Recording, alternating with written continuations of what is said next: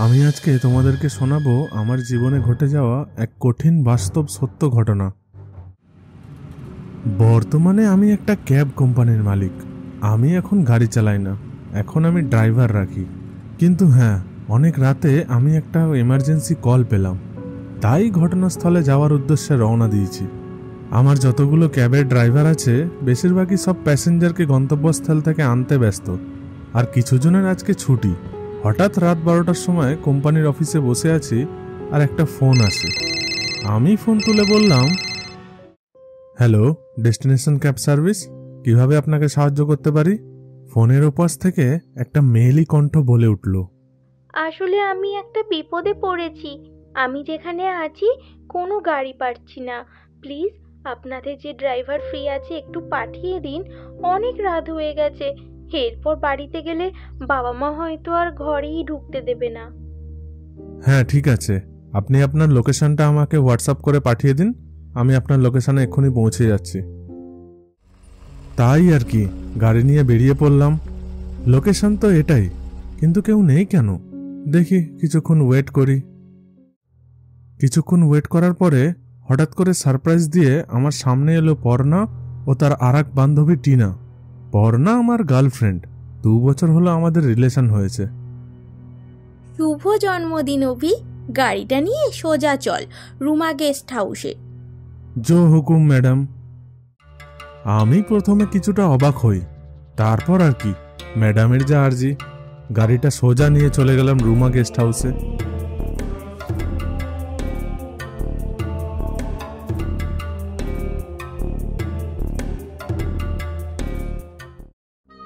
ওখানে পৌঁছে দেখি কলেজ লাইফের সমস্ত বন্ধুরা জড়ো হয়েছে, আর আমার জন্মদিনের একটা ছোটখাটো পার্টির আয়োজন করেছে পর্ণা সকলের সাথে মিলে।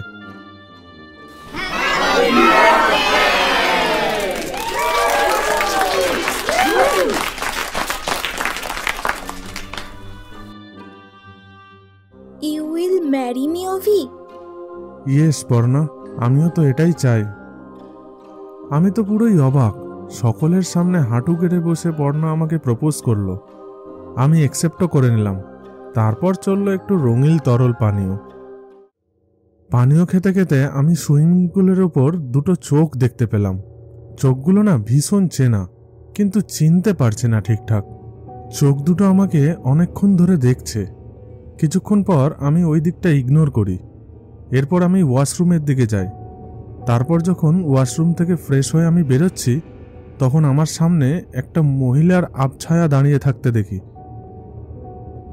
এই দৃশ্য দেখে আমি হঠাৎ চমকে যাই, কিন্তু কিছুক্ষণ পর আর কাউকে দেখতে পাই না।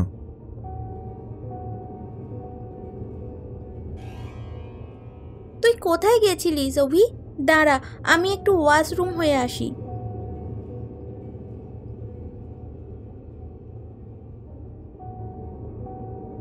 আরে, এটা কে দাঁড়িয়ে আছে আমার পিছনে? কই, কেউ নেই তো। আয়নায় তাহারে এটা কার মুখ?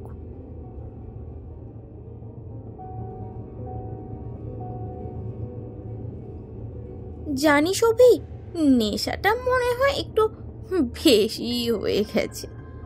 বাথরুমের ভেতরে আমি আমি একটা ভূতের মতো দেখতে একটা মেয়ে দেখেছি, জানিস, যে আমাকে গলা টিপে মারতে চাইছে। আমি পর্ণাকে বলতে পারলাম না যে আমিও মেয়েটাকে দেখতে পাচ্ছি। মেয়েটা যেন আমার আশেপাশেই ঘুরছে, শান্ত শীতল চোখে আমাকে দেখছে। আরে সুমি, সেদিন সেদিন কেন বাঁচালি না আমাকে? কেন বাঁচালি না? কেন বাঁচালি না? বল বল, কেন বাঁচালি না? সুমি হচ্ছে কলেজে পড়া সব থেকে ব্রিলিয়েন্ট স্টুডেন্ট। ওর চোখ দুটো ছিল অদ্ভুত মায়ায় ভরা। প্রথম দিনই আমি ওর চোখের প্রেমে পড়ে গেছিলাম। আমরা একে অপরকে খুব ভালোবাসতাম। কিন্তু হঠাৎ আমার মনে পড়ল, সুমি তো মারা গেছে, তাহলে এটা কে? হ্যাঁ, আমি মারা গেছি। তুই কখনো জানার চেষ্টা করিসনি? বল, আমি আমি কিভাবে মারা গেছিলাম? সত্যি তো, আমি তো কখনো এটা জানার চেষ্টা করিনি। তাহলে তুই দেখ 8 বছর আগে কি হয়েছিল আমার সাথে।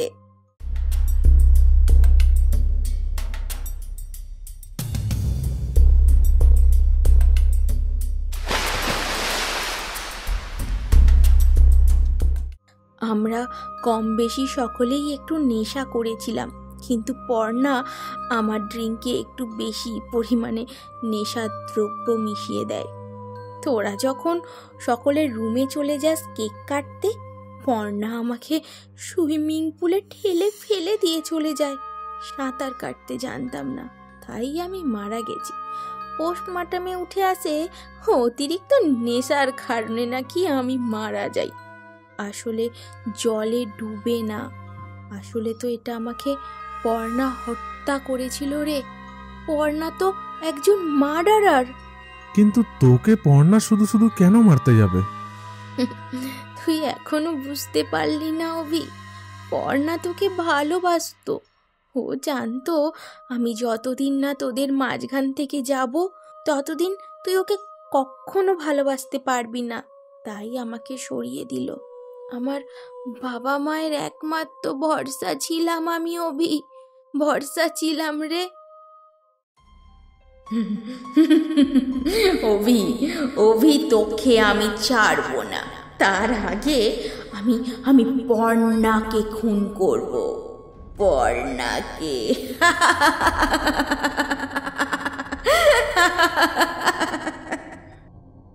এতক্ষণ আমি একাই সুমিকে দেখতে পাচ্ছিলাম, এখন দেখি পর্ণা এবং পার্টিতে উপস্থিত সকলেই সুমিকে দেখতে পাচ্ছে। সবাই একটু ভয় পেয়ে গেছে। সুমি হঠাৎ করে পর্ণার কাছে গিয়ে ওর গলা টিপে ধরল আর বলল, কিরে পর্ণা, কিরে, কিভাবে মেরেছিলিস আমাকে সকলকে বল, নয়তো তোকে তোকে আমি এক্ষুনি মেরে শেষ করে দেব। আমার বাবা মা আমার শোকে প্রায় পাগল হয়ে গেছে। আমি তোর অপেক্ষা করতাম, তবে তুই এখানে আসবি আর আমি তোকে শেষ করে দেব। আমার মৃত্যুর প্রতিশোধ নেব আমি। পর্ণা সুমির এই ভয়াবহ আত্মরূপ দেখে ভয় পেয়ে যায় আর স্বীকার করে ফেলে যে সেই সুমিকে মেরেছে। সবাই সুমিকে বলল যে পর্ণাকে যেন সে না মারে। আমি তো কি বলবো ভেবেই পাচ্ছিলাম না, কারণ আমি নিজেকেও কিছুটা দোষী মনে করেছিলাম। এবার সুমি আমার দিকে এগিয়ে আসে আর আমাকে জিজ্ঞাসা করে, কিভাবে তুমি আমাকে এত তাড়াতাড়ি ভুলে যেতে পারলে অভি? পর্ণা তোমাকে যা বোঝালো তাই বুঝে নিলে? তুমি তোমার বন্ধু বান্ধবীদের সাথে পার্টিতে মত্ত ছিলে।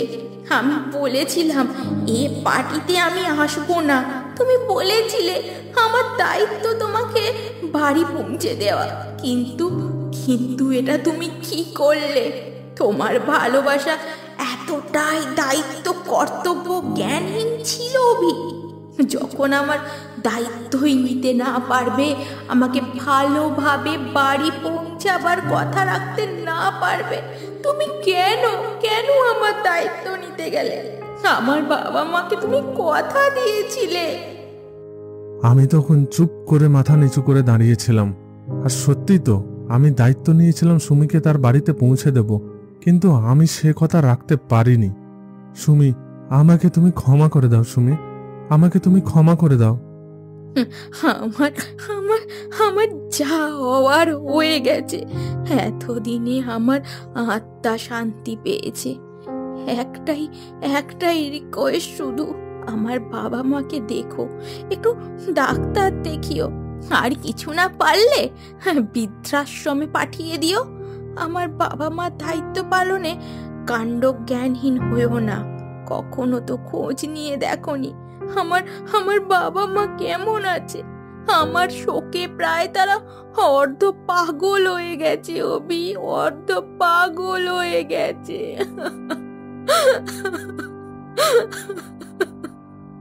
আমি আজকে কথা দিলাম তোমাকে, তোমার বাবা মায়ের সমস্ত দায়িত্ব আমি নেব, এতে যদি আমার পাপ কিছুটা অন্তত কম হয়। এই যে দেখছেন আমাদের ঘরে এই দুজন ব্যক্তি আছে, এনারাই হচ্ছেন সুমির বাবা মা। আমার বাড়িতে সবাইকে সবটা জানিয়ে সুমির বাবা মাকে আমার ঘরেই রাখি। ওনারা প্রায় পাগল হয়ে গেছে, ওনাদের চিকিৎসা চলছে, তবে বৃদ্ধাশ্রমে রেখে আসতে পারিনি। আইনভাবে আমি দোষী না হলেও আমি এখনো অনেকটাই দোষী। পর্ণা এখন জেলে আছে, 5 বছর আগে কেসটা আমি ওপেন করিয়ে ওকে শাস্তি পাইয়েছি। এতে কিছুটা হলেও আমার পাপের বোঝা একটু কমবে।